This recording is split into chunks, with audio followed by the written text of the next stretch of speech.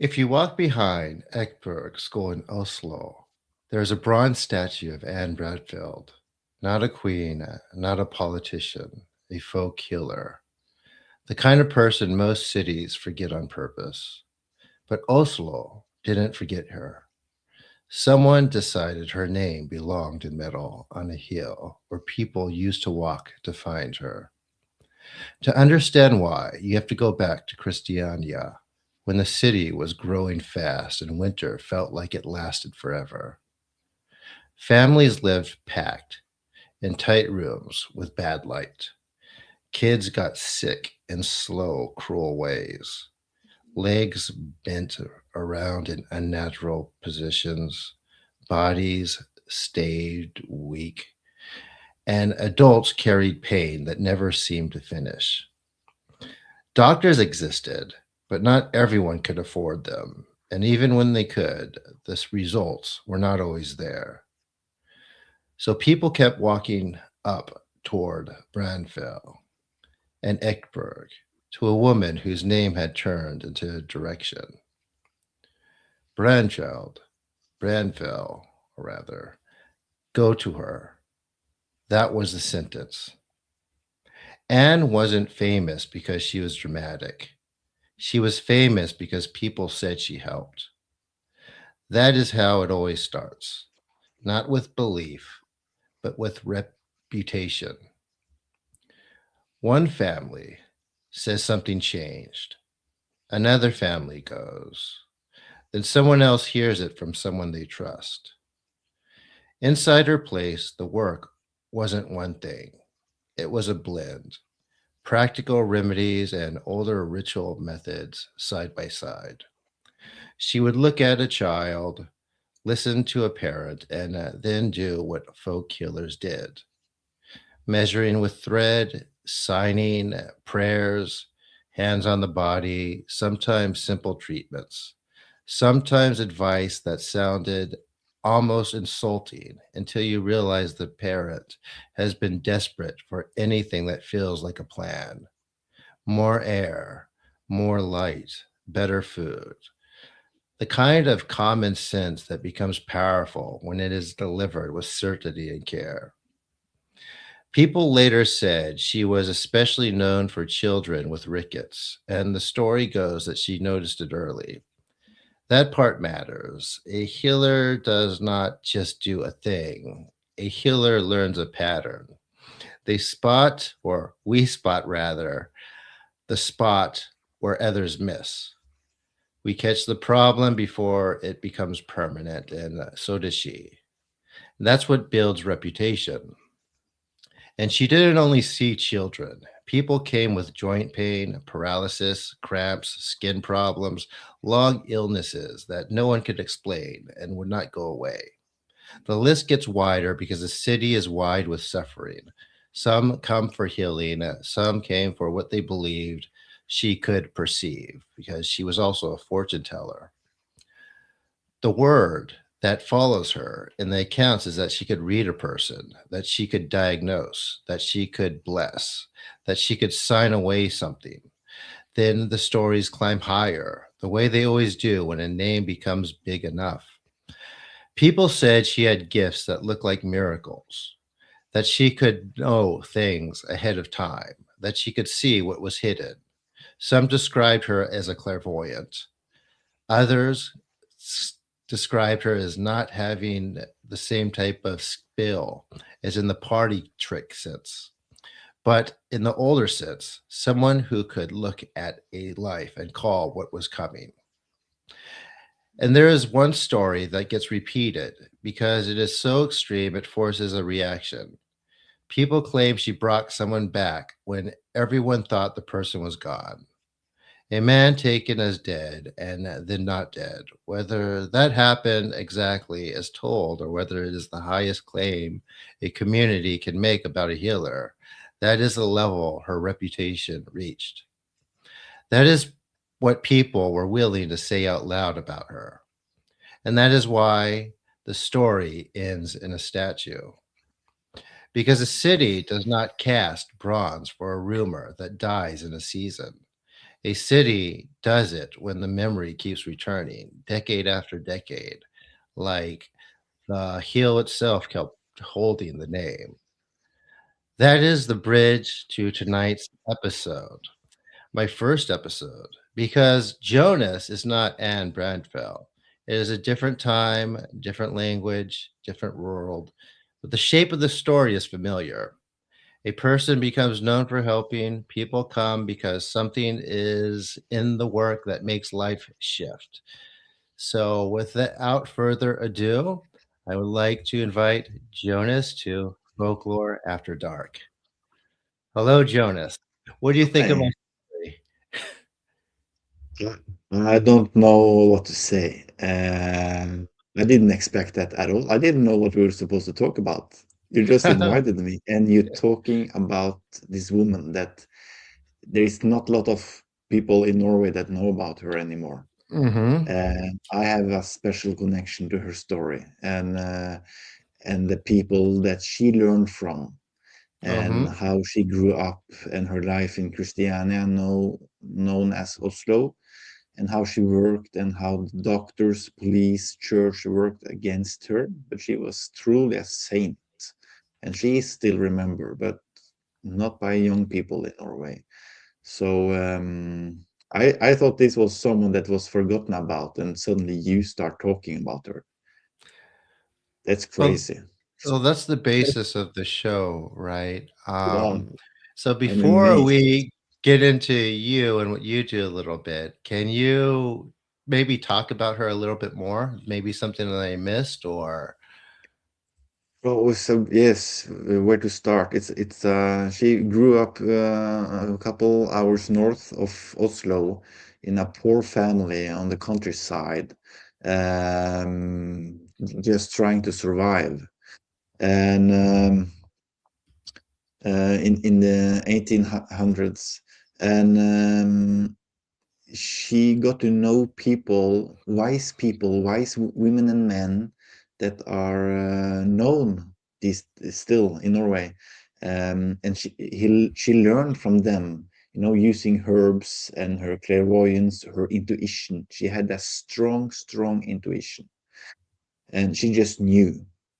Um, and by learning from them, she got this knowledge, and by trusting the nature and the herbs and everything, she got the knowledge. And at some time, she had to move to Oslo because of the family being poor, and they couldn't afford to. They didn't have work for her, so she moved to Oslo, the capital of Norway, and got into a marriage unhappy, trying to fight what she knew was meant for her.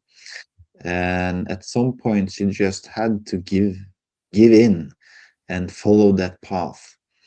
And back then, as you described quite correctly, and especially the children in Oslo or Christiana was sick because of wrong nutrition and because of unhealthy environments, children working and everything.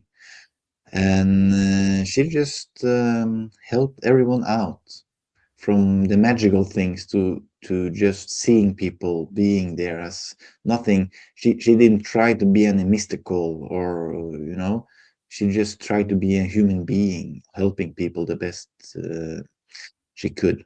But again, the government and police, the church especially, worked so hard against her.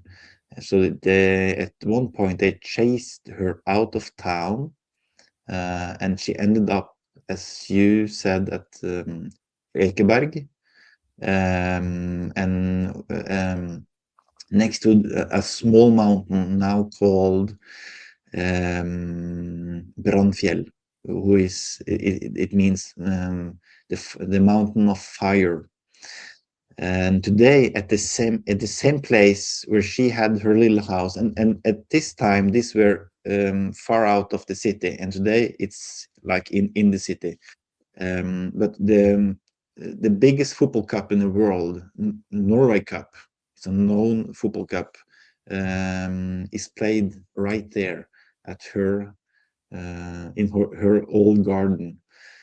So everyone knows about the place, but people don't. The most of them don't know who lived there once. Now, So amazing story. why do you think people forgot about her?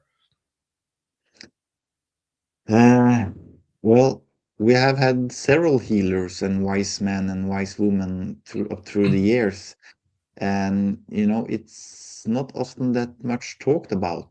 There is a couple of them that are really stuck in the memory here, but we are now using the podcast, especially podcasts, Norwegian podcasts, to talk about these people again.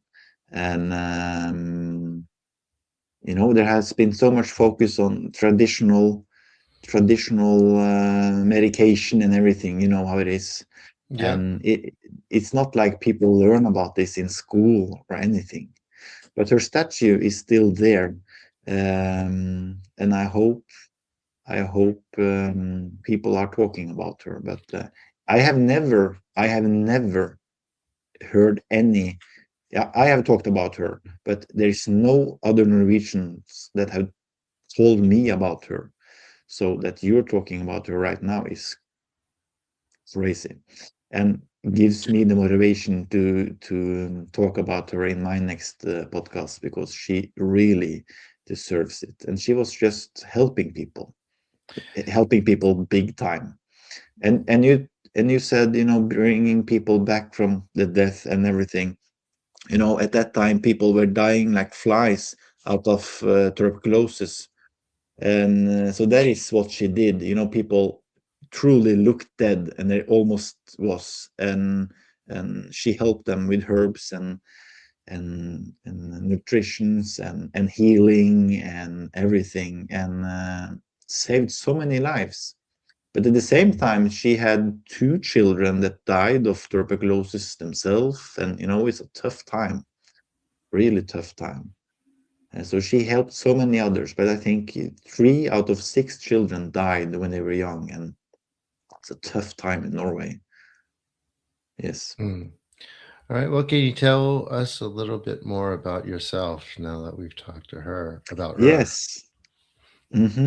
Well, Uh, my whole life, I've known that I'm supposed to work as a healer, or healer is just a gate into the consciousness, being increasing the consciousness, being aware, helping people with wakening up to who they are and what they are capable of. But I work as a healer and a spiritual coach, podcasting and holding events in Norway, retreats in Norway and in Spain. And I worked as a supermarket manager for 10 years, and then I just had to give in. I didn't choose it myself at all. I would never choose it.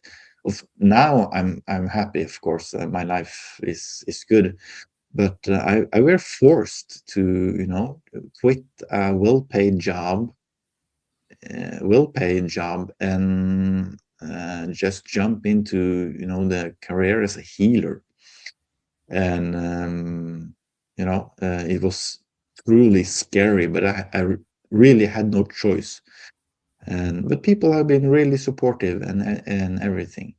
And in the beginning of my journey there, when I decided, I said, okay, it's okay. I'm in. Just bring it on. I can't hold it back anymore. The first thing I did is that I read the story about Anne Brandfjell. So Brandfjell isn't her original last name. It's Anders datter, but because she lived next to the mountain there, it's Brandfjell. So she truly inspired me, and I felt so connected to her story, because she was just truly fighting for what she believed in. And I feel that I have been fighting, but it's nothing compared to what she had to do. So she's a big inspiration for me. So I take it that she was labeled a witch. Yes, she was labeled a witch big time.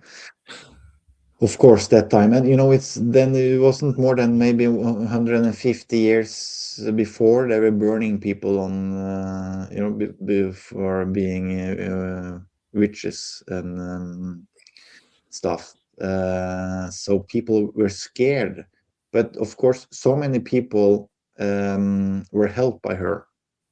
She helped so many people, but at the same time the church was working so hard, to scare people off, and that she was working with the devil and that you would go to hell and everything.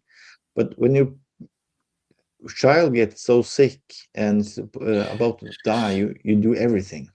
Yeah, You you do don't care everything. anymore. That's what I tell people who come onto my feed and like maybe drop Bible verses, telling everyone that's gonna go to everyone's gonna go to hell. And I tell the people that come to my groups that it's like when someone's like really sick, they don't care if like the healing comes from the devil. Because first, a lot of the times they're already in hell. So it can't Absolutely. get much worse. It can't get much worse than that. We create hell ourselves, that's for sure. So people need help, and they will ask for it. And what I discovered with Anne is that she helped them, and not only did she help them, but she gave them easy, useful advices how to live their lives, as going into the sun. In Norway, that's a big problem because of the D vitamin, Mm, uh, and we need to be out in the sun. And people didn't know that, so they were inside working in the fabrics all the time. Um, and just that little advice, like eating butter to have some fat within, like small things, helping them and giving them healing and everything. But it's not only healing and that mysterious mystical things she did. It was being a nice old lady helping people. right. And what made you decide that you wanted to do this too? I know you said you read her story and it inspired you, but what made you finally decide, you know what, I'm going to do this?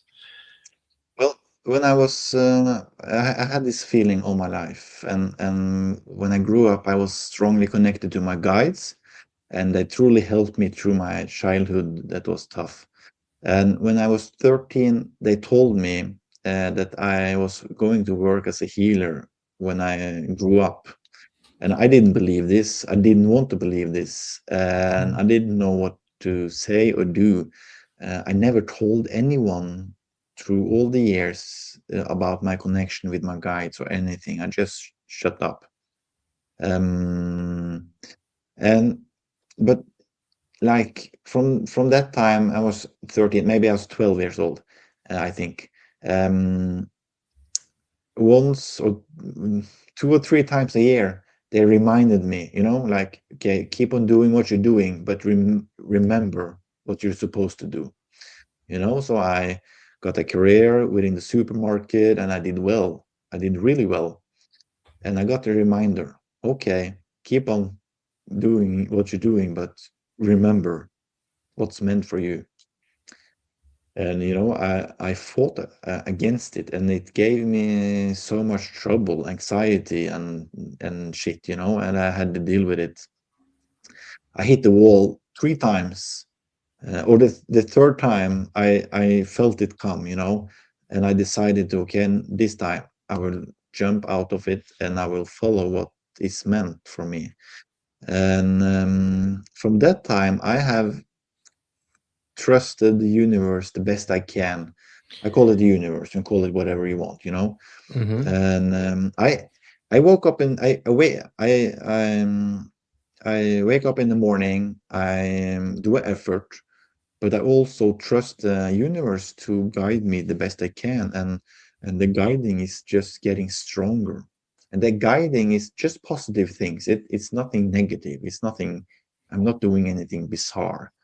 It's positive things. To be clear, Mm-hmm. and it all works out. And my life seems to be better and better. And so we can talk about free will. I don't feel I've had much free will the last 5 or 6 years, but I'm happy. Well, So at least it goes in a good way. I don't think people exactly, necessarily have well, no one from what I could see they have a varying capacity for free will, should I say. Everyone's a bit different. So, um I think it's a blessing that it goes in a good way for us absolutely. because it's very fortunate. So, you said you resisted against it when you were younger, when you were a kid. What were you like when you were a kid? Well, I was silence. There was a world going on inside me and around me that no one else could understand. Oh So yeah. I was living in my own bubble and trying to adapt the best I could, living with one feet in this dimension and the other feet in some other dimension. And I didn't have a name for it. It was just how I was, and trying to cope the best I could and not being in the way for others. And I didn't tell anyone, and that was a problem, because it did so that I didn't tell anything to anyone, and I have experienced that you should maybe sometimes open your mouth and tell people how you are, and how Mm-hmm. you feel. So I was 30 years old before I told anyone about my experiences. Didn't tell my ex-wife, been together for 15 years, for example. Crazy. Didn't tell my parents, my siblings, anyone. Hold it Mm. to myself. Until one day it wasn't possible anymore. Um, yes, so it has been. So that is like 6.5 years ago, I think, and been 6.5 crazy years.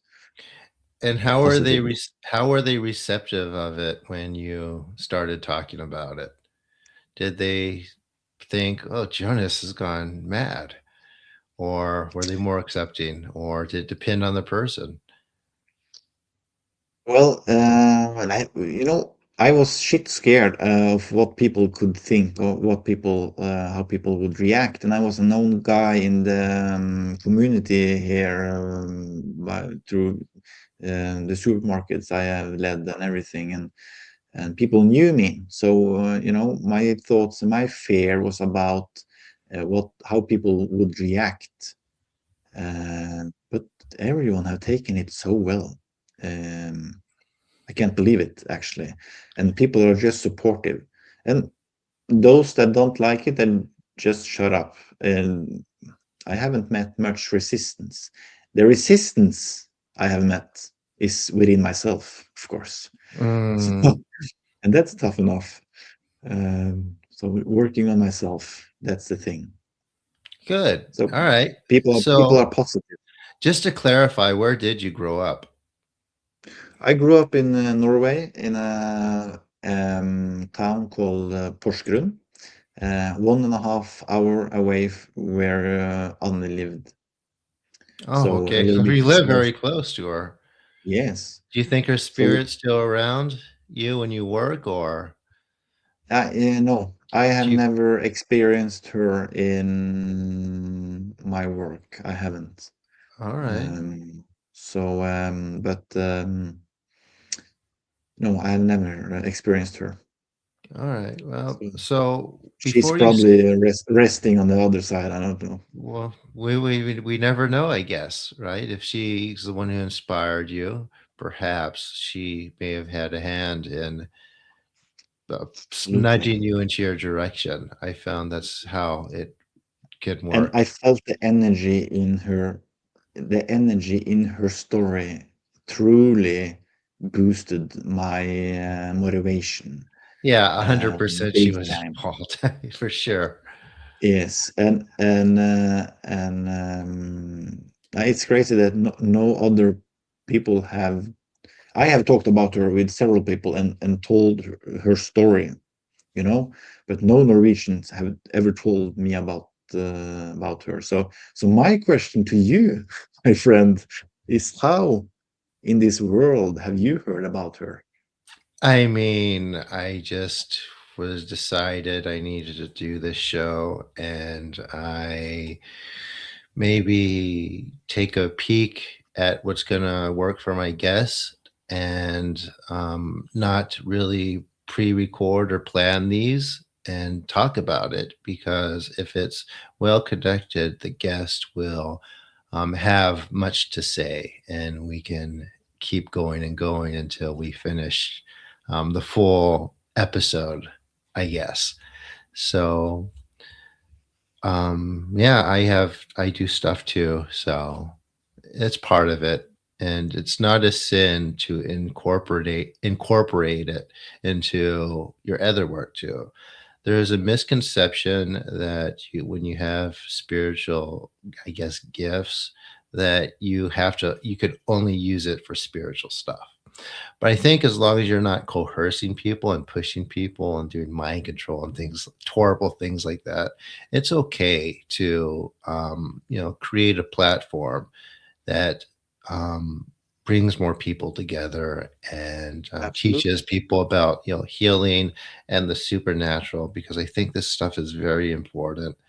So many people, especially in the spiritual community, are so um, um, And I'm a little preconceived. tired of, the spiritual journey, the spiritual community. For me, it's just life.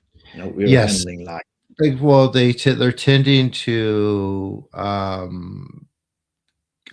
get into extraterrestrial and ET stuff when it's absolutely not needed. The other end of it, the stuff that's more grounded and folklorish and based on the earth, is infinitely more powerful than any of this other stuff I've seen. And Absolutely. you notice people that could actually heal, they don't talk about these things. They No. don't talk about these things ever. And for to talk about Anna a little bit, I believe that our guides, the universe, the healing energy, whatever, needs us as grounded people, so we can Absolutely. channel the healing energy in being, don't put ourselves upon others. And it is exactly what she did. She was Mm, just one like everyone else, not trying to brag. She did an amazing job, but she was just herself. And I think that is what made her so amazing, and the work she did, because she have helped thousands mm. uh, of people through. And she got old. I don't remember how old, but it's like 90s or something, you know. So Yeah, hopefully we can look forward to that too, right? yes, that's nice. We're getting old. Mm. So, who was the first person that you talked to this about? Talk Oh, about, yeah, the first person that you started talking to. Hey, I could do this. I want to try this. the Thing. healing. Yes. Who was the first Yes, person? You said you were actually, 30. You don't know when. I tested it on my children first, and and when I was going to say goodnight, at bedtime, and I like, okay, just put your hand out, and I will just try to do something here. And then like, wow, it's like hot water running through my hand, and like, okay, are you kidding me? So I showed them first, and the day after, I showed it to my wife, or not ex-wife, and she felt it as well. And from there, I started with my family and some friends, and then it's just at some point exploded because people talking to each other. So I don't. I don't talk much about my healing, like here in Norway. It just people talking together, and they find out about me. Yeah, it's so much different than the California in particular. I was on a show and the host was telling me that his father was had his cancer wiped by a Korean man who came from Korea to the United States, and he thought people would be lined out the door to come see him, but it just wasn't didn't happen for him. So, why do you think Norway is a little bit different in that regard? Because in the US, I kind of get the same thing. When somebody talks, oh, I have a healer, or oh, I heal myself, or things like this. Why do you think your community is a little bit different? Because it's quite unique. I'm not sure if there is any difference, to be honest. I don't know why. I don't know why they come to me. I don't think that I have especially more healing power than anyone else working with this, but it's I don't have a good answer on that one. Yeah, But people come to me, and it works. Some people I can help, some people I help right away, some sure. people I can't help at all. But you know how it is a process, and I just know like I know how it is. Hamlet did, it's I give people advices how to take care of themselves, and it's a holistic thing. And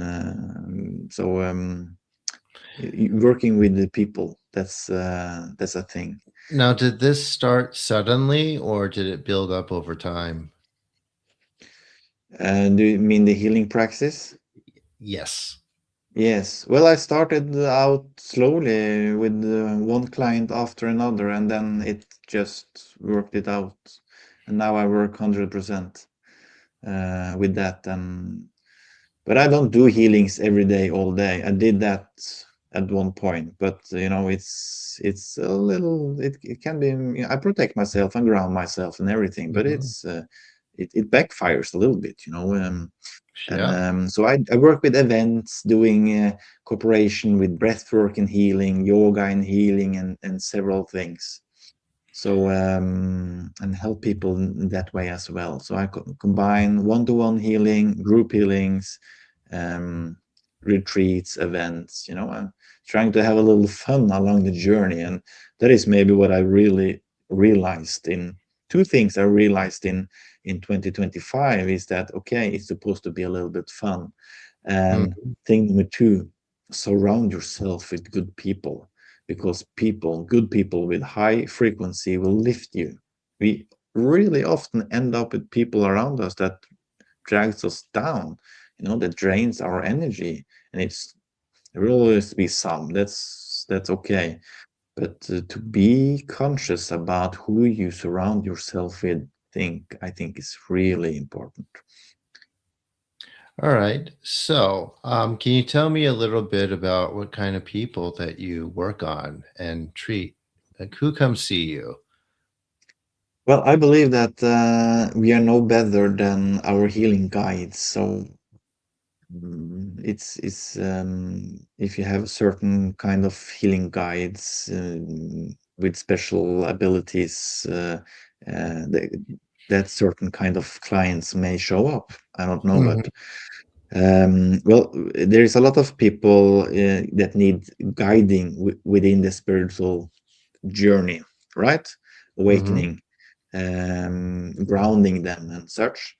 And I have a lot of people with mental issues, anxiety, and those kind of things. Not much physical pain.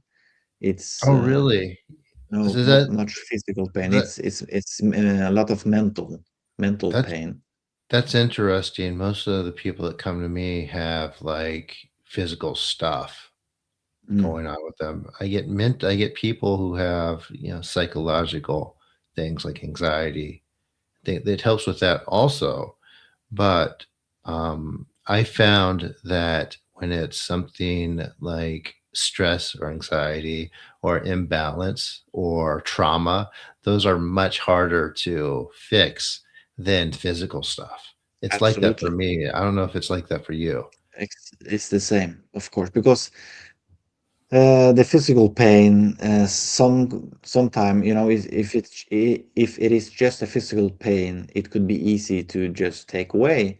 But the mental, psychological thing is often much deeper and sits within the root chakra, and comes out of trauma from childhood and things that they have been trying to hide for themselves for years, and so it's really stuck into the nervous system, and it's deep down. But very often those issues manifests as pain, Hmm. and that is how they find out that they have to work on it, because the body um, will tell you, of course, that okay, there's an imbalance here. This isn't working. Help me, please do something, and it will give you a bad shoulder or a bad hip or whatever for you to take action. But So often the physical pain is not physical pain, but just out of the mental psychological thing. so I found that some people who have a deep kind of psychological traumatic issue, they'll come to or have it one session, then kind of freak out when they're confronted with it when it's releasing. Do you have that experience also? Yes, I do.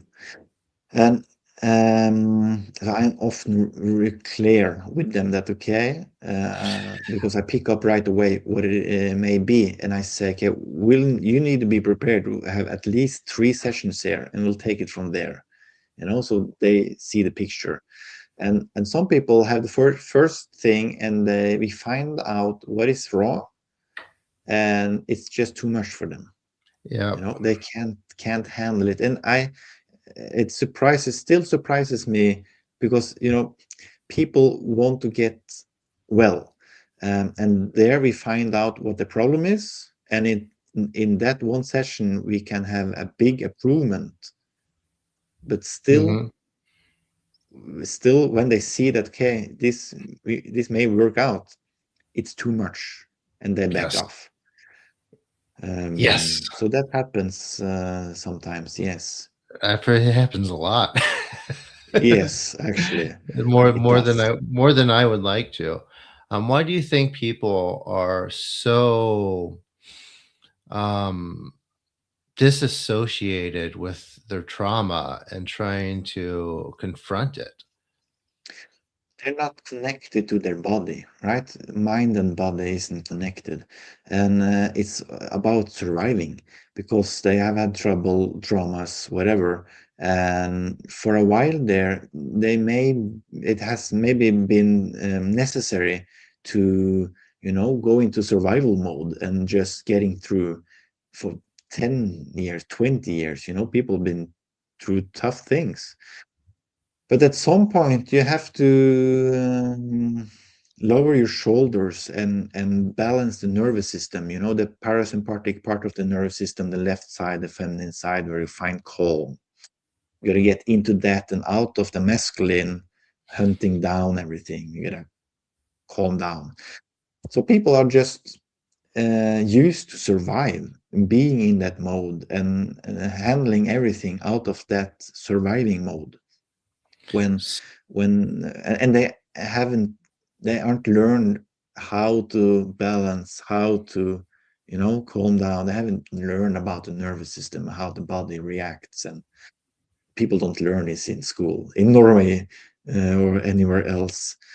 So it's all about getting in touch with your intuition, getting in touch with your breath, for God's sake, mhm. and calming down. It won't be any better by keep chasing. We gotta stop chasing and start attracting what we need. We all the time we're chasing down answers, chasing down things we think we need. But what do we know? We know nothing. we gotta calm down and try to the universe wants us to attract what's needed for us instead of trying to chase down what we think, because we're not that smart, gotta be honest. Absolutely not. Yeah. me No me one, neither. none of us are as much as we think we are, right? And Yes, I think people have a tendency to think they know that they know everything that is not true. Does that make sense? Did you catch that? absolutely.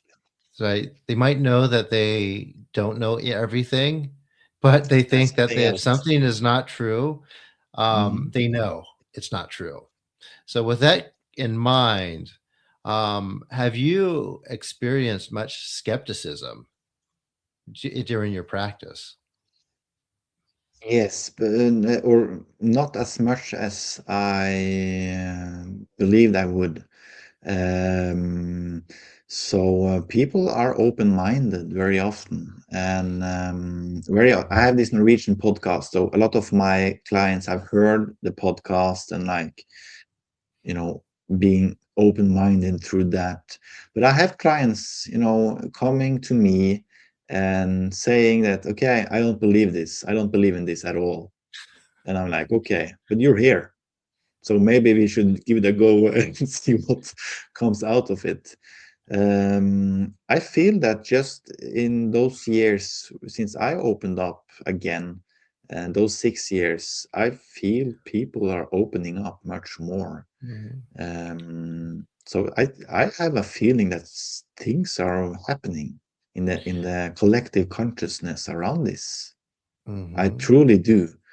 And I talk with a lot of people. I have had thousands of clients, and everyone have a story. Everyone have had some kind of experience with something spiritual, Sure. in their family or themselves, or Yeah. so. And how is spirituality generally seen in Norway? I know in different places it's different. Like here in Japan, you mentioned people don't know who Anne was. Bradfeld Gel. Did I mention say it right? Brannfjell, Banfell. Oh, geez, my Norwegian is it's not good good. enough. Good Yeah, enough. well, that's good to hear. Like people don't even know what the shrines are, what they do. They think that Buddhist monks only are for funerals. So there's a very big disconnect here in Japan. What's it like in Scandinavia in general? Well, Norway is a little slow with a lot of things, but the spirituality or the understanding about all of this is really growing. It's exploding, and thanks to a couple of guys, actually, two guys, Marcello Haugen and a guy called Snåsamannen, that Hmm. really have opened up the eyes. They are dead now, but they have really big time opened up eyes for people. And both these guys were especially inspired by Anne. So the stories, there's so many stories that people can't look away from it anymore. So in Norway, it's more open than before, and we have, the government is doing, how do they working on healing and checking out healing in one of the hospitals south in Norway, and had a couple of, how do you say it? Give me a second. Sure thing. Uh, Research, of course, yes, Hmm. research on healing with good results. So now we have two healing reports from this research, and that's a good thing. Paid by the Norwegian government and everything, so it's coming. And the Oh, third wow. one is coming. The third one is coming up. So Okay, can you tell us a little bit about that, the third one, no, and what this I entails? can't. Oh, you It's can't. confidential. It's Oh, confidential. But wow. That's it's interesting. coming. Yes. So yes, it's coming, and people are wakening up. But they need, people sit there at home with their own experiences, and they think that I don't know anyone else that have experienced the same things. The Yes. truth is that the neighbor has the same experience, or their Yep. friends or their parents or whatever. So my work is a lot of, getting this out there with my Norwegian podcast and traveling a little Mhm. bit around and talking about this. So people can open up, because people have incredible stories of what happened to them. So Mhm. we got to get it all out there. And again, it's, spirituality is, through the years, have been a little woo-woo, right? And I am, it's important for me to take this down to earth, as we talked about earlier, and Y- do it like, take it into everybody's daily life, Yeah, and it's supposed to be like not that. just talk about the UFOs, but talking about breathing and how to connect with the healing energy themselves and everything. So I have classes with the healing, both in Norwegian and English, online and and in regular classrooms, and teach people how to get in touch with the healing energy. And everyone can do it. Yeah, It's yes, done quite they just quickly. need they need a facilitator to connect them, and once they're Mhm. connected, they have to keep practicing for a Absolutely. while And until it they're is what you put into it. If you're gonna be a good football player, you have to do a little bit of training. exactly, Not yes. a little bit, a whole lot of training. And Yeah. you need to put your life into it, if you want to be really good. Yeah, And you know all about that. if it was easy, everyone would be doing it, right? Exactly. Yeah, so, yeah. Exactly. So, when you have a client or out of all of your clients, which one, um, has surprised you the most as far as results? Oh, That you might have thought, "Oh, I'm not sure I could help this person," but you end up doing it. yes. Um, well, I had this woman that came to me with, she had, I'm not sure what the English correct word is, but her body shaked, was Mm, shaking big time. It wasn't Parkinson, but something else. And was nothing that could help her. Tried absolutely everything. One session, she was fine. It just took 2 minutes, and her body just calmed down, and she was mm, fine.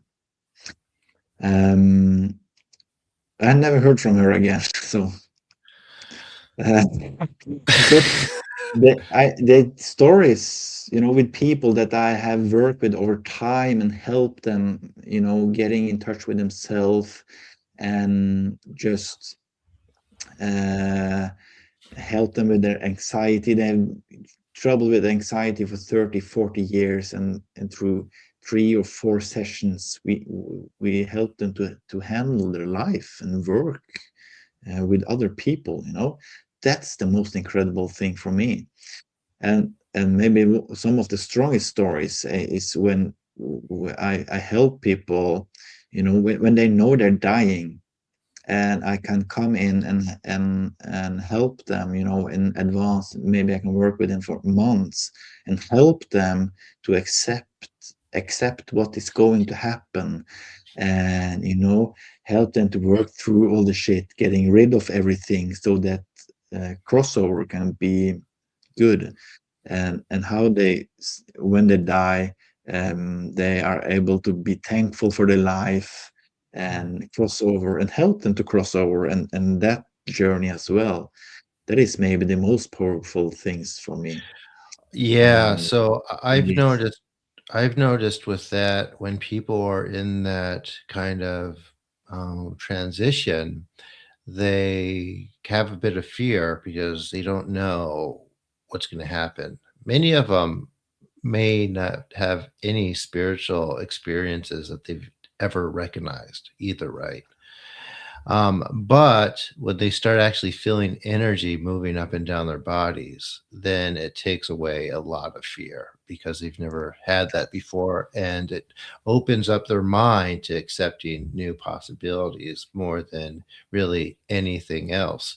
And also, too, as the body starts to weaken, the energy moves through it better and more. So they feel more and experience more. I've also noticed that too. Mhm. So Agree. Agree. But you know how this works. Sometimes I often say that we as healers, we don't have responsibility for the result, but we have responsibility for the process to mhm. let the energy flow through. But the result, we don't know what's the best for this person, you know. So No, we don't. it's up to the healing energy and the client. But of course, we need some good results to be motivated. And when you have these instant healings, they are, of course, it's good to have some of them. And I think one of the first instant healing I experienced was with one of my friends, one of my best friends. I told him about what I was doing, and he said, I don't believe in this at all. It, I don't believe in this at all. Since you're telling me this, I I I don't think you're crazy, but I think you're this isn't right, you know. And he had this shaking. He as well. His head has been shaking for 20 years, like this, you know, like Mhm, some kind of illness. And he said, mm. "Okay, so fix this." And I said, "Okay, we're not doing, we're not at a circus. Okay, I'm not performing." Yeah. And he, okay, but I don't believe you. I'm like, okay, let me check. And I put my hand on his neck,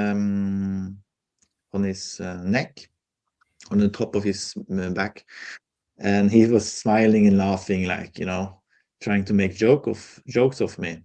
And then his smile suddenly disappeared, and he looked at me, and his head stopped shaking. And we haven't talked about it since, but his head still is still there, and everything is okay. But it was too much for him to handle. Yeah, It for takes su him, because if he accepted what happened there, he need to accept a bigger reality. It Mhm. does so much with the belief system he already got. So he's Yes. so thankful for what happened, but he won't talk about it. And that's just how humans are. It's okay. I was We don't push it on people. It's up to people themselves, I had right? another yes, I had another conversation, with someone, and he told me, it's a tall order to ask somebody to, like, forget everything they've ever believed in and just jump and start thinking about something else. Mhm. And I definitely agree with that. Tell us about a few other stories about your healings, and I think people are really interested in those. So, can you share some more? Mhm. Well, I can talk about, there's a lot of stories. Not sure who to pick, but especially one case I had today, a woman that I worked on the third session now. I had several sessions on her earlier. She has several issues. An old woman, but really a strong energy, really strong energy, but Hmm. badly treated by her husband for many years, and it's not good. And now, when I treated her last time, she was much better, and now she came back, and it was just all the energy was just stopped, all blocked. Because went back to her old life and everything. Now she came back after the first session. She was so much better. After the second session, she was feeling better. And today, when she um, left my office, she was going on vacation with her grandchildren and doing downhill skiing. And Mm, this woman is 75 years old. wow. And 3 weeks ago, she barely could walk into my office. Yes, And this. but that any 75 years old doing downhill skiing anyway, it says something about her energy in the her ground energy in first and she's going to be 115 years old, believe me. It's a cool woman. Absolutely. So let me ask you this. On the other side, there's always people that you can't help. Mm. However, um, tell me about, and I know you've had them out of some helping or working with so many people, of people that have had something that's somewhat, at least somewhat major, and there's a lot of progress, then they decide that they don't want to come back for some reason. Even if, say, you got rid of half of it and tell them, hey, you need to do one more, and you never hear from them again, or they refuse. Can you tell me about any of those stories? I can I will give you a little another aspect perspective. Very often when you have a good progress, people attend to come back. And but I have had some clients, that comes to me. They are open-minded. They ask for help. Hmm. They have issues that seems to be overcome, possible to fix. Hmm. And I have fixed the same problem several times before, and then Hmm. this person come and I can't fix it. Yeah, I've And I'm had like, that too. why? This guy comes here with an open heart, an open mind, asking for help. I can help him. Come on. So that a couple of those, and really getting frustrated, but it doesn't help. And again, back to what I said earlier, we don't know what the best thing is for that person. I Hmm. can't be attached to the result because maybe what this guy needed, for example, the one guy I'm thinking about now, maybe he needed that experience. I don't know. But it's sometimes hard to you know to be the healer when people are so open-minded and they trusting you. They really Hmm. trust you and hoping for you to help them, and you can't. But I do believe that they're happening some kind of healing on some kind of level anyway. I do believe that, but Hmm. it's not always what I've people. Yeah, I've came to that conclusion too. I had, for example, one time I was at like a convention, and this woman comes to me who has a very, very bad stutter. She could she could barely speak without that sort of thing. And as I was working on her, I had her keep talking. It started getting better and better and better until we stopped and I go, all right, I need to see you two more times. However, she was so concerned that I wasn't working or channeling or talking to Jesus or God that she got Yes. scared and never came back.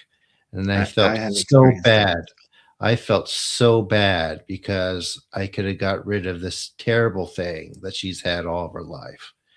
And it's just like the fear seemed to outweigh Of course. what's actually possible.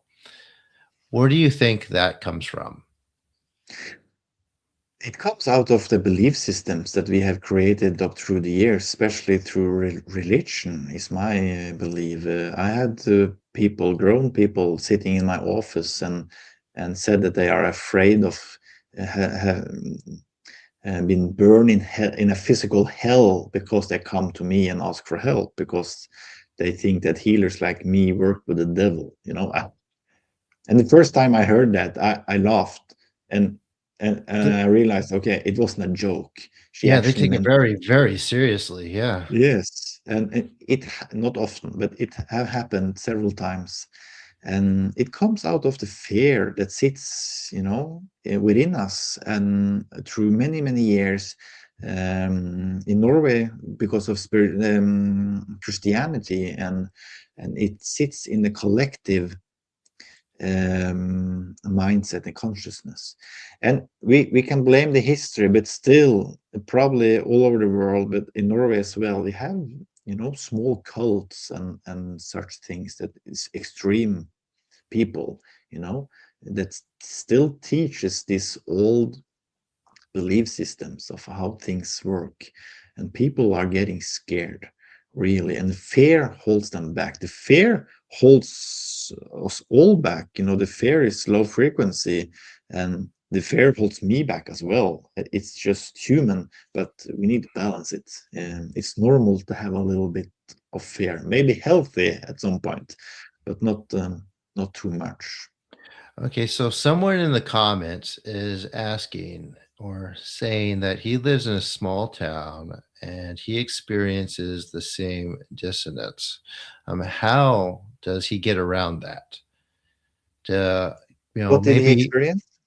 like the same dissonance, it means like the same resistance, the same kind of experience atmosphere. And he wants to know maybe how he can get around that and maybe as like a non healer try to start opening up other people's minds. I agree. Well, what do you um, how can he do that? Well, I'm certain that there is more people in that society that have the same thoughts that he have. But we need two people. You've obviously never been to small town America. Like Okay, a lot of these places, then maybe he should move them. I'm not.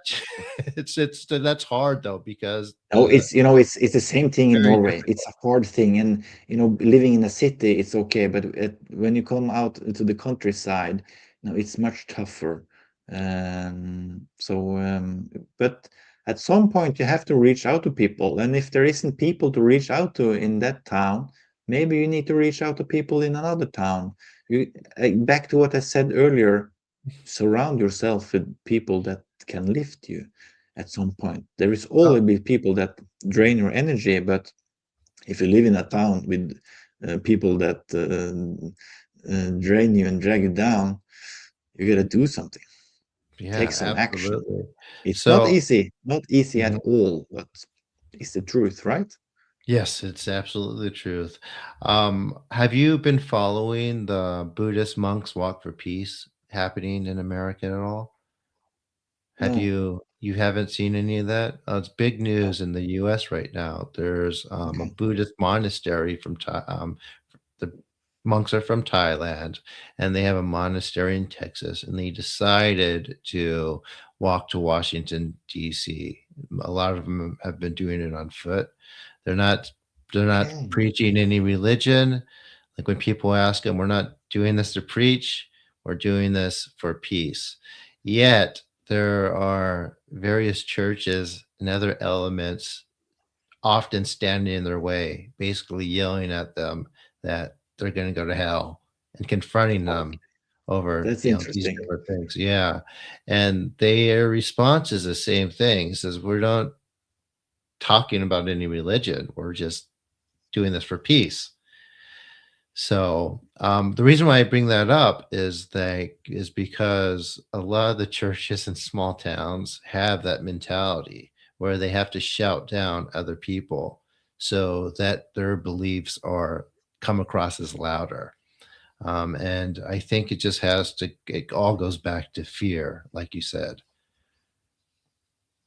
It does. And fear is a powerful thing. Absolutely.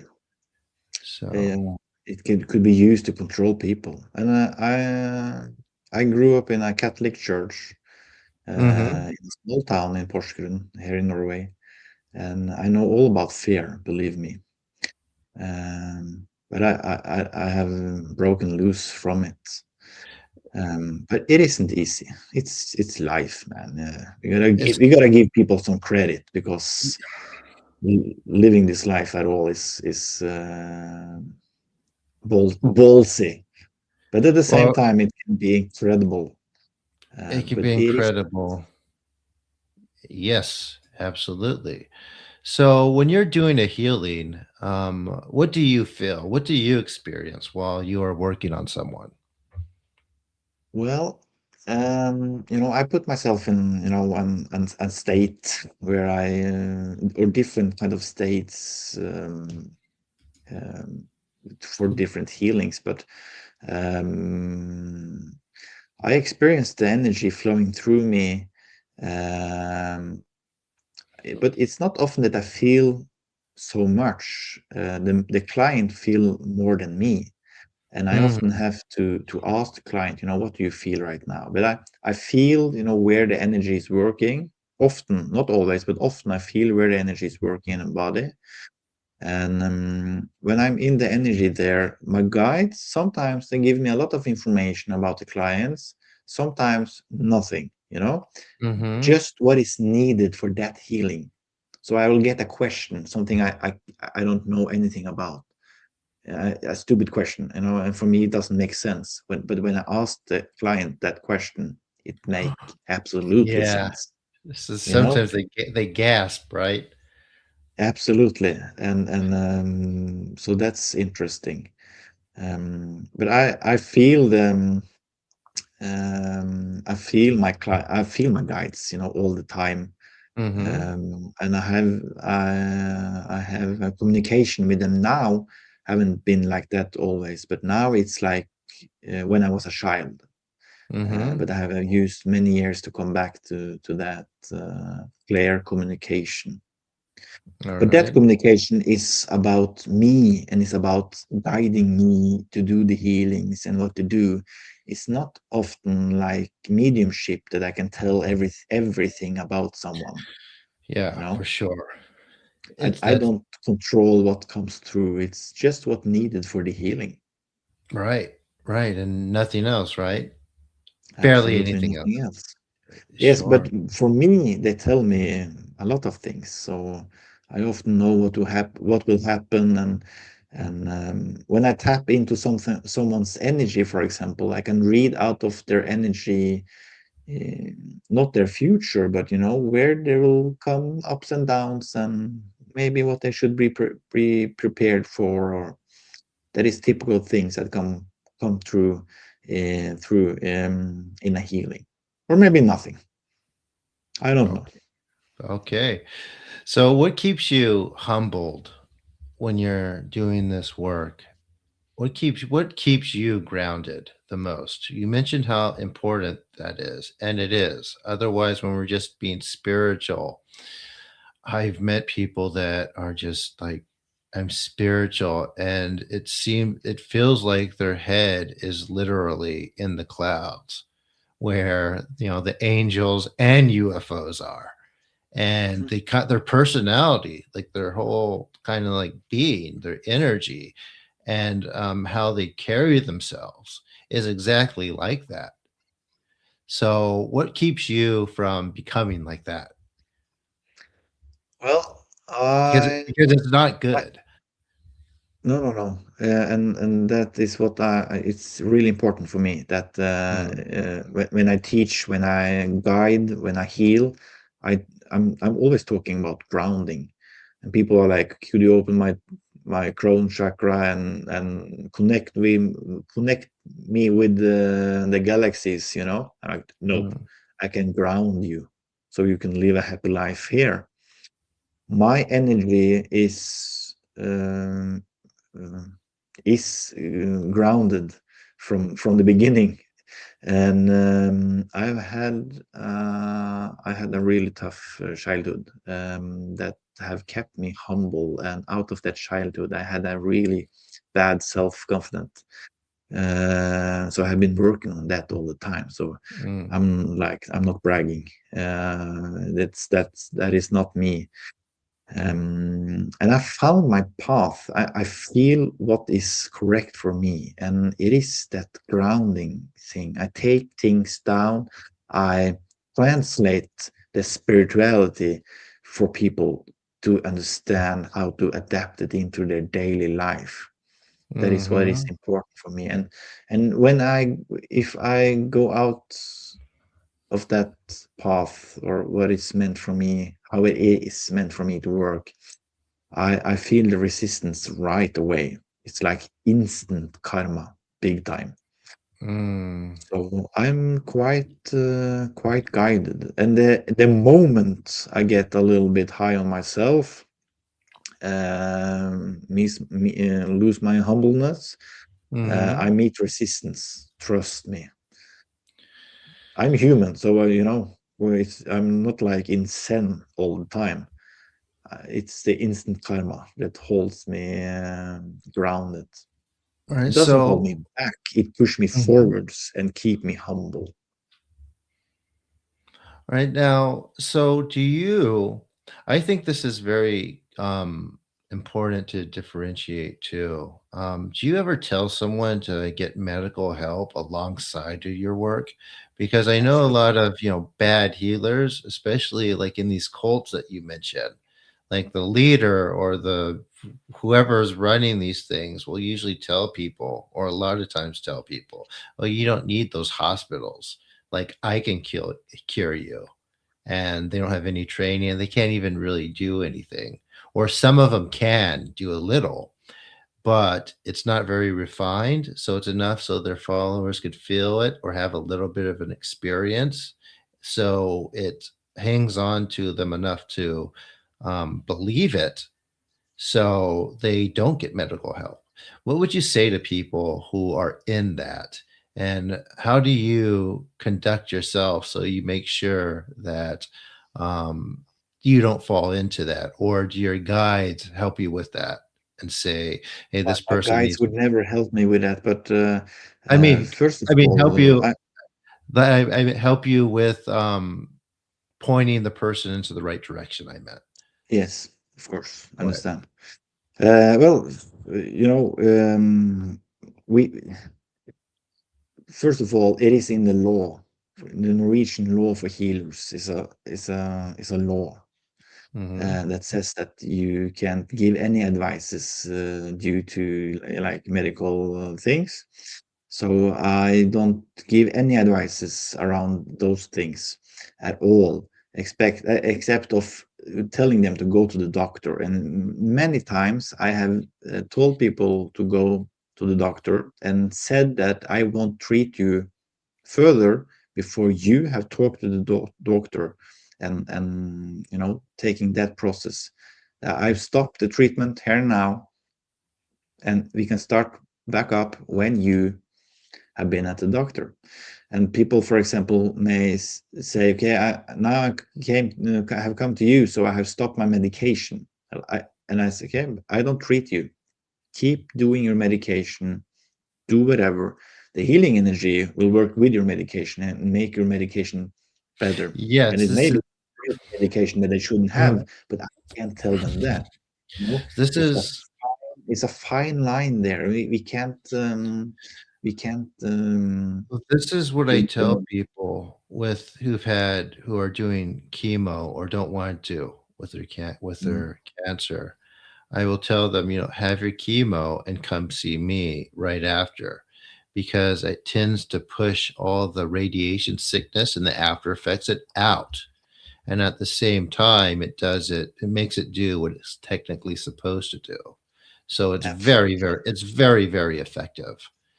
And it's something that I really, because of the reputation that this has, it's really difficult to get that across to people that this is a really good treatment to work with this. But um, The complementary. it's a complementary, yeah, and it's worked Yes, very, very well. yes, that is my What I experience as well. What I will say, people who get addicted to opiates or painkillers, things like that, it actually has cut off the healing from this because they're messing with their nervous system. And if their That's nervous yeah. system is cut off, the energy can't go through. So I think it's important not to abuse that stuff either. And I do tell people that. So, in Japan, for example, like these pain medications are illegal because people get addicted, Yes, they do. like In morphine and Norway, stuff. people get addicted in Norway as well. But and I tell that to people to they talk to the doctors and get help with those things because again it cuts the mind off the body. You're not connected at all, not connected Hmm. to your nervous system or anything. All right, so you don't just heal people one on one. You could do large groups too, as I can. Yes. Yes, I S- do large groups, and that's really So I tell like me a it a little. lot. So I do that. I could do that too. Like people perhaps here know that. Um, what what started that, and what made you decide Yes, to that be I'm honest, going to do I this? I, uh, I did a long distance healing, probably is it 4 years ago or something? And at the end of that long distance healing, one of my guides came through and he said, "Well, Jonas, now we're starting doing group healings." And I'm like, "Yeah, I didn't know that was possible." So, but I follow. So I had my office next to a yoga studio, and I Hmm. talked with them and I said, "Okay, I want to do a group healing," and they trusted me and thought that I knew what I was doing. I wasn't. Um, so 8 days later, I sat down in the yoga studio. I think it was 8 or 9 women participating. They lay Hmm. down on their mats. I sat down and I told my guides, "Okay, I'll do my trance." Went into a trance and to open the room, the space to channel the healing energy. And I said, "Okay, now it's up to you." So I sat there for 35 minutes, was shit nervous of what was actually going on. I felt something, but I didn't know if it would work or anything. But it worked. It Hmm. worked. And since then I have had, I don't know, a couple of hundreds group healings, both online and live. And I think the biggest one I have one online with 70 people at one time, and one live as well in Oslo, the capital, with 70 people in one room, and that was strong. It was almost too much for me, but really, really interesting, big That's time. int- that's interesting. It feels the same for me, whether it's like one or two people and a couple hundred. It's like it's like, did that Yes, work? online is the same for me. Online is the Mm, same. But the more people I have in the live events, the stronger the energy gets somehow. it So seems so. it's not unpleasant. It's just really interesting. Yes, it is strong. And when people come to me and kind of wonder why something isn't gotten rid of right away, and they don't understand that it doesn't work, and they think about, well, maybe I will just try this other healing or this other thing, and maybe that will go. And they keep doing that because they figure that someone can finally has the ability to pull it out. And the reason why I'm saying that because it doesn't necessarily matter how strong something is. It's a matter of because technically we could do like 100 people and pull. I think that if we could pull pretty much anything out of anyone at any time. However, I think that if the energy did that, it wouldn't be safe for that person. I think there's certain things that are there, and moving it out at the wrong time could be detrimental. Have you had that? Is that your experience too? Yes, it has to do with people's own power of self-discovery. You know, you people have to be able to deal with it as well. And people, Hmm. if people isn't ready for it, it won't happen. And especially then in a group healing, if you don't have the support, and if I have 50 people in a live event, I can't support everyone. You know. Yeah. Um, but I have experienced instant healings within group healings as well, Yes. Hmm. and several. But if people have some like if people have big issues, I always recommend them to come to a one-to-one healing session. Often for people that may feel it a little scary with healing, they can come to a group healing first with a friend, you Hmm. know, to get a little experience and feel the energy and such. So, but have had some crazy experiences in the group healings as well. Okay. But if it's some serious issues, I would recommend people to go one to one so they can get needed support and the holistic picture. It's important. All right. So there are 14, 15 people here. And like these feeds, many of them people come after. From your experience, the recordings work too, not just the live like sessions. Like when people come to it, it also works. Yes, So were you absolutely. surprised? Were you surprised by that? Because I certainly was when I did it. Well, you know, I started to do it on YouTube. Hmm. When I started to do it on YouTube, I knew it would work because I have Hmm. already done it in Norway on my podcast and audio files, and I saw how it worked. I recorded it and sent it out, and people had reactions. And not only did they have reactions, but they tell how healing started. Some of them tell me how healing started, some of my clients, without knowing that I have recorded a new healing meditation. Okay, Hmm.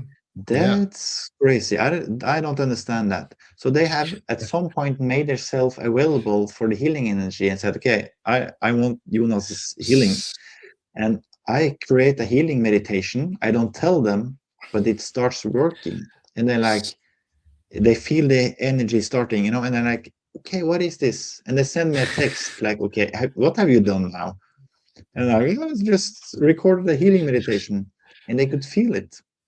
So this is how it was explained to me.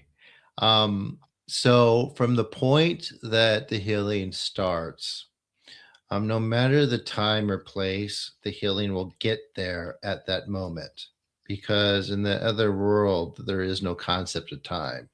So everyone's feeling it simultaneously from the point we're doing it.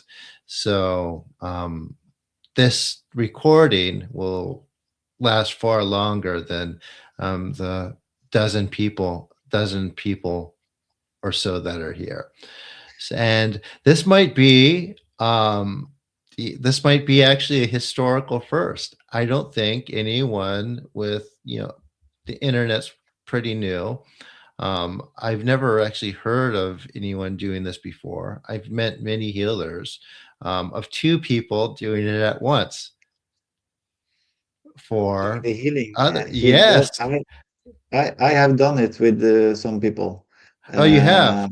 Yes, but it's absolutely the first time someone in the north of Europe and in Japan is doing it at the same time.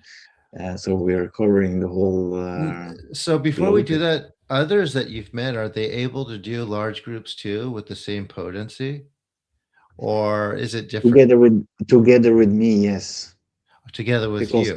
I hold You hold, you hold the that current. energy. I hold So the energy. So I do that too, right? So Mhm. perhaps that might be kind of, let's see how it goes. It gonna be perfect. All right. Okay. Is everyone in the chat ready for this? And any first timers have never done this before here now? Or I think everyone's just getting ready. Like it's mostly my regular people. Um, Okay. So for how long are we gonna do the healing now? let's do it. So I'll just do. I could do it silently too, but I will do some of my words and then I'll go silent. And I think when I clap, then that's when we'll end it. So I think it'll Okay. last about. We went a little bit over time, like 12 minutes or so, and 12, 15 minutes less or take, and that'll be it. And everyone in the Uh, chat, people in the chat will let us know how it went. and I'll just do my thing, and our energy will just work together. So Yes, it people should will. just lay down or sit comfortable and Sit up. and make themselves comfortable. Yes. All right. Right? We ready? Yes, sir. Okay. Thank you.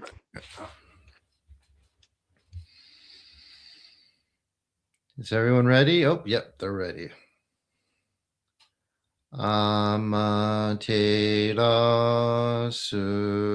Amaterasu mi oyano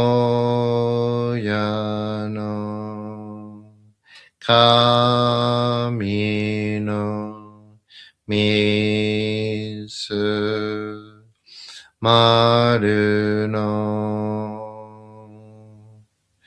命照らし国静かなりアマテラスみおやの神の水丸の命照らし国静かなり高天晴にかむずまります。カムラギ、カムラミのみこともして、せめみおやかむ、いざなぎの神つくしのひむかの立花の大戸の青木が春に、みそき、払い、たまいし、時にあれませる。払いどの狼たち、もろもろのまがごとつみかえりよ。払いたまい、清めたまいと申すことのよしよ。天津神、国津神、夜ずの神たちともに引っ越しますと、かしこみかしこみもマウス。どうその神、あまてらします。せめみ神の耳にを、伝えて教え導きのたまわく。人はすなわち、神と神との元の主たり、何時らの紳士の痛ましむることなかれ。このゆえに目にもろもろの風情を見て、心にもろもろの風情を見ず、耳にもろもろの風情を聞いて、心にもろもろの風情を聞かず、口にもろもろの風情を言って、心にもろもろの風情を言わず、身にもろもろの風情に触れて、心にもろもろの風情に触れず、心にもろもろの風情を思とも、中心にもろもろの風情を思わず、この時に清く潔きことあり、もろもろのノリは影と形のことし、清く清ければ汚れることなし、ことをとらばうべからず、皆花よりずの身とはなる。我が身はすなわち六根処女なり、六根処女なるがゆえに、ごぞの真君兄なり、ごぞの真君兄なるが、故に天地の神とどこなり、天地の神とどこなるが、故に万物の霊と体なり、万物の霊と体なるが、故になすところにこて成就せずということなし、無常霊法、真珠仏教、天上無休、名入賞、神奈川列、払いたまい、清みたまい、守りたまい、先はいたまい、照らしたまい、導きたまい。と神、えみたも、観言心、そうにかんだけん、払いたまい、清みたも。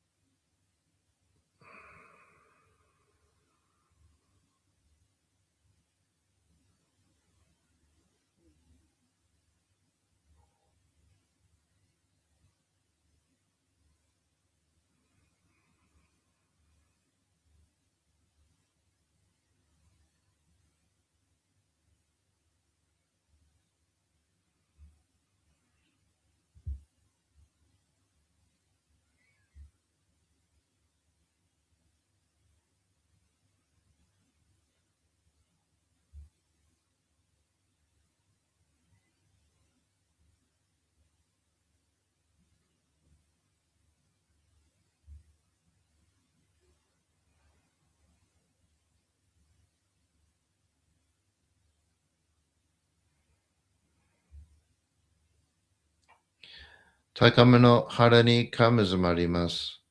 攻め神たち、いやわらしたも、特殊の水の宝持ちて、余ってる国てるひけあみのほ、あかり、きしたま、ねぎはやひのみことに、静けたもこと教えてのたまわけ、今しこの水の宝持ちて、中つくりに雨下り、あう人ぐさ沈め収めよ。あう人ぐさ及び、よりずのものの病のことあらば、神宝持ちて、見くいた沈みに起きて、見たま沈みの祭りを、なして水の宝を振るべ、そのカムホギの言葉に曰く、木のい木のと、火のい火のと、土のい土のと、かのいかのと、水のい水のと、ひふみよいむなやこと。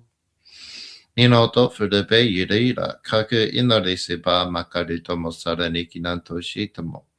雨の神の身をやみことのりかけてまいて、雨の岩、船に乗りて、河内の国の川上の、怒る亀に天下りましまして、大和の国、引きの山のふもと、白庭の高庭に移しましまして、月祭りとも、名付けて、イスの神のお神ともし立て祭り、よよかむ宝を持ちて、よるずの者のために、古びの神ごと持ちて、しかしなしと家の古の御霊の神とうやまい立て祭り、せめみこと、おむらじ、おとろその神とけきを持ちて、いつきに使い祭りとも、物のべの神のやしろ、雨がした、よりずの者の手声なり、いでんもと神宝は、いわゆる、おきつ鏡、平つ鏡、やつくの剣、いく玉、たる玉、まかるが石の玉、ちいが石の玉、おろちのひれ、八のひれ、くすぐすのもののひれ、さらにとくすの神、木のい木のと、火のい火のと、土のい土のと、かのいかのと、水のい水のと、ひふみよいむなやこと。にのとふるべゆらといら、かしたてまつることのよしをもちて、平らけくきこしめせと、命長く子孫はね、時はかきわに、守りたまい、先はいたまい、かじたてまつり、人生人名心力かじ。Everyone inhale, exhale. again.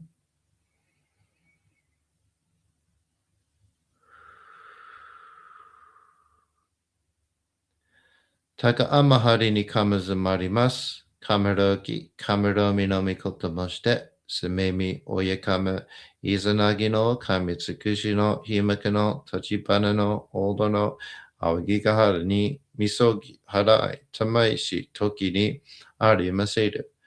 Harai dono o kamitachi, moromoro no maga goto tsumi kairyo. Harai tamai kiyome tamai to masu koto no yoshio. Amatsukami, Kunitsukami, Yao, Yorizu no Kami Tachitomo ni Hikoshi Mesato, Kashikomi, Kashikomi, Momauso, Taka Amahari ni Kamazumarimasu, Kamarogi, Kamaromi no Mikoto Moshite, Sumemi, Oyakama, Izanagi no Kami Tsukushi no Himaka no Tachibana no Odo no Aokigahara ni Misogi, Harai, Tamaishi, Toki ni Are Maseru. Harai dono o kamitachi, moromoro no maga goto tsumi kairyo.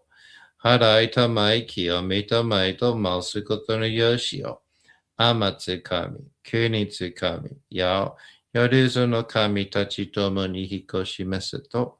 Kashikomi, kashikomi mo mausu. Taka amahari ni kamazumarimasu. Kamarogi, kamaromi no mikoto moshite. Sumemi oyakama. Izanagi no kamitsukushi no himaka no tachibana no odo no awagigahara ni misoki harai tamaishi toki ni are maseru. Harai dono o kamitachi moromoro no maga goto tsumi kairyo. Harai tamai kiyome tamai to masukoto no yoshio. Amatsukami, kunitsukami, yao, yorizu no kami tachitomo ni hikoshi besuto. Kashikomi, kashikomi, momauso. Kanagara tamachiyamase. Kanagara tamachiyamase.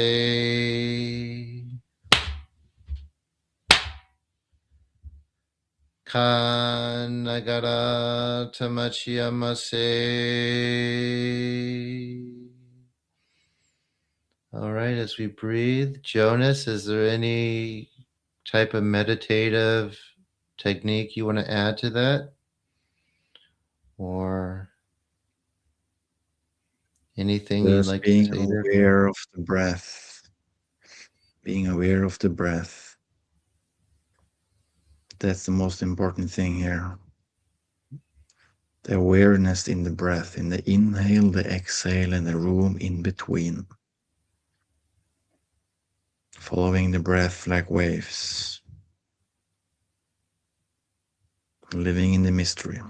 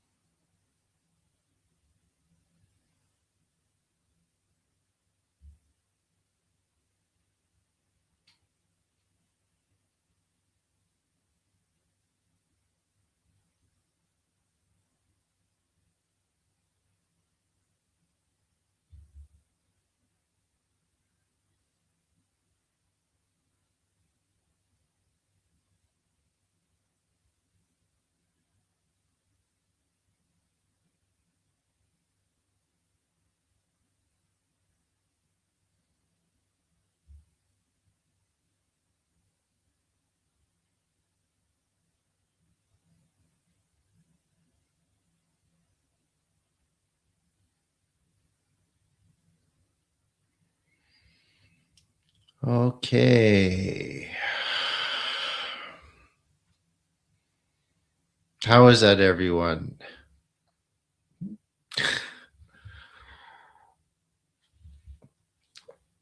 I mean, I feel good. how about you? I felt it was like for me, it was like more of a feedback than when I do it myself, right? I when I I do it, just I still feel it. Go ahead. What I did just you get? I just felt the call. You know, it was just Yeah, about calming down, restarting, reconnecting, grounding. It's yeah. calm energy. I feel great. It's I, good.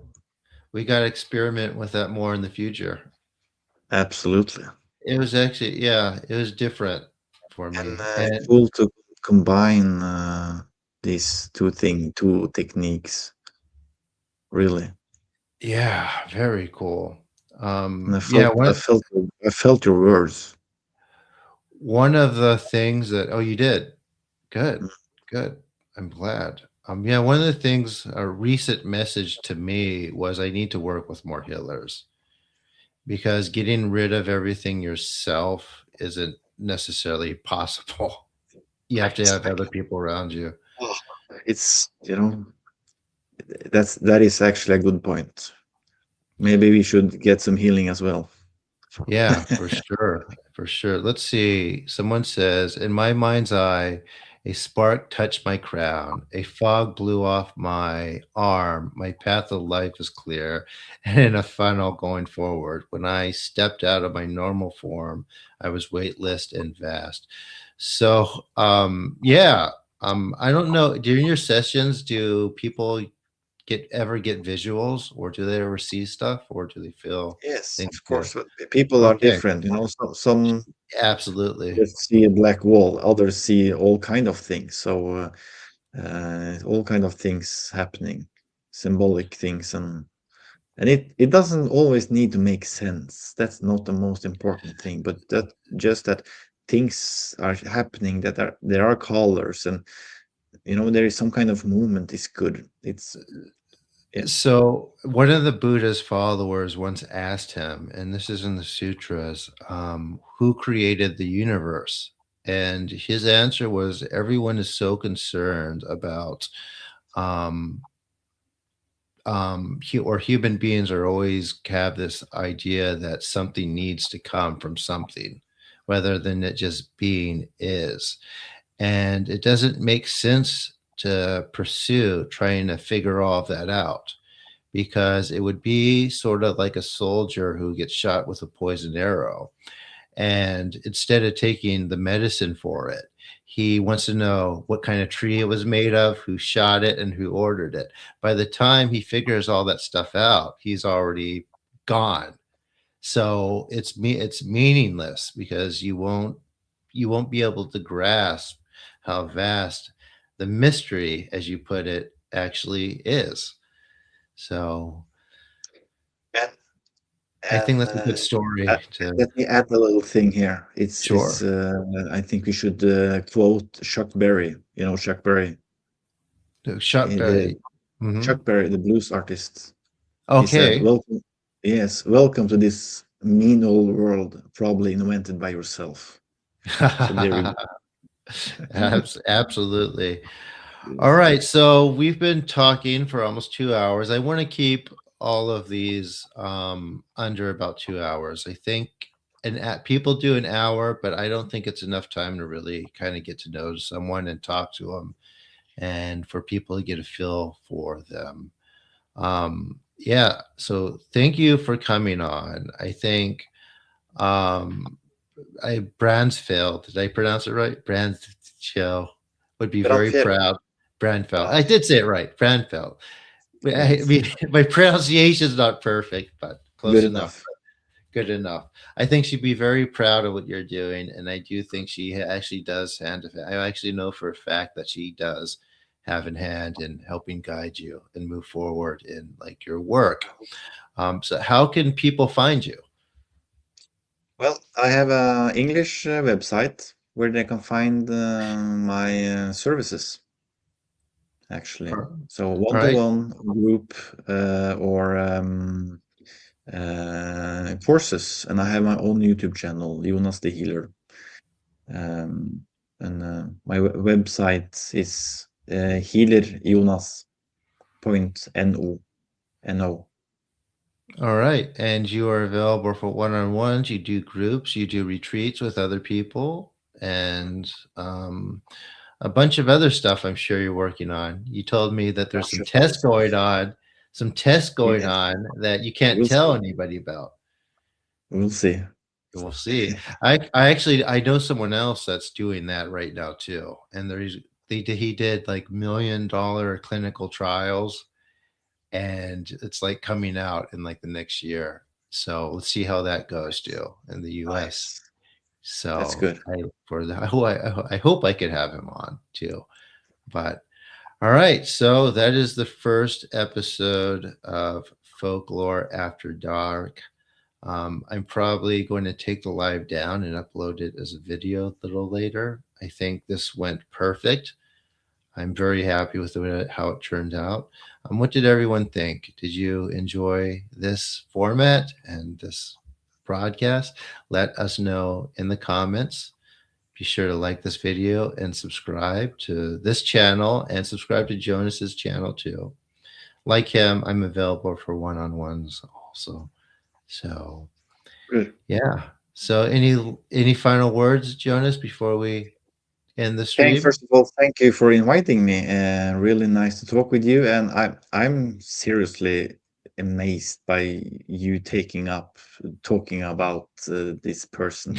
I don't know if you understand how crazy it actually is. If you have asked any else healer in Norway, they wouldn't know the story about her.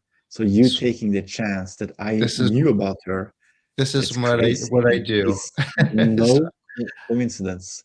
So I'm amazed, really. Thank you.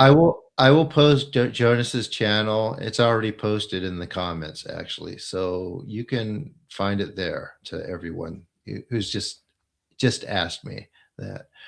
All right, so that's it. Thank you again for tuning in, and I will see you next episode when I have another vinted and proven guest. That's very important for me for this. There are a lot of people who, I don't want to say take advantage, but they sort of do, right? And I'm trying to stay away from all of that. All right. Again, thank you, Jonas. I don't even want to leave, but I'm going to end it now. All right. I'll see you next time. And you guys stay tuned to see whatever we follow up with. Thank you for tuning in.